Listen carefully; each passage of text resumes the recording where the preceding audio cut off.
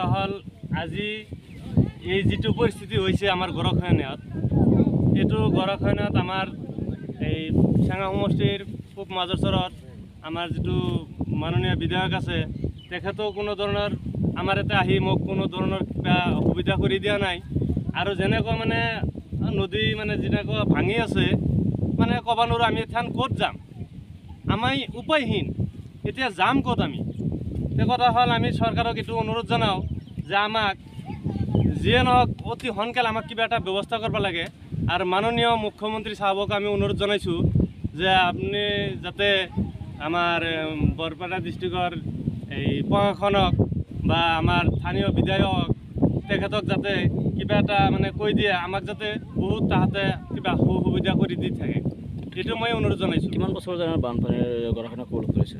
এইটো আমাৰ প্ৰত্যেক বছৰে বছৰে হৈ থাকে।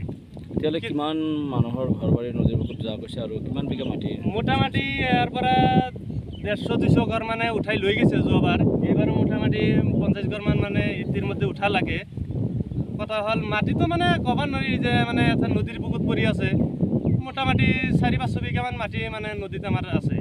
এথান আমি কামলাও দিব নোৱাৰোঁ, চাকৰি বাকৰিও নাই। এথান আমি কি কৰিম, ক'ত যাম, কি খাম আমি মানে নিজে ভাবাৰ নাই, অনুভৱ কৰিব পৰা নাই। আমাৰ এই চাঙা সমষ্টি মাজৰচৰ পূব মাজৰচৰ গাঁৱৰ জনসাধাৰণক বছৰে বছৰে বহুত গাঁও ঘৰ উঠুৱাই ব্ৰহ্মপুত্ৰ বিলীন কৰি আছে, কিন্তু আমাক কোনো ধৰণৰ চৰকাৰে কাণসাৰ দিয়া নাই বা মাননীয় বিধায়ক স্থানীয় বিধায়ক শ্বাৰবান আলী চাহাবেও আমাক ইয়াত আহি কোনো ধৰণৰ আমাক সহায় সুবিধা আগবঢ়োৱা নাই বা আমাৰ কাৰণে এওঁ কোনো ধৰণৰ কাণসাৰ বা চিন্তাও কৰা নাই। গতিকে আমাৰ বৰপেটা জিলাৰ প্ৰশাসন বিষয়াকক আমি জনাওঁ যে আমাৰ ইয়াত মাজৰচৰ গাঁওখনত শহ মাটি বিলীন হৈ যাই আছে আৰু ঘৰ দুৱাৰ ভাঙি চুৰমাৰ কৰি আমি ক'ত যাম ক'ত নাযাম এনেকুৱা অৱস্থাত হাবাথুৰি খাই আছোঁ। তাকেই আমি চৰকাৰক অনুৰোধ জনাওঁ।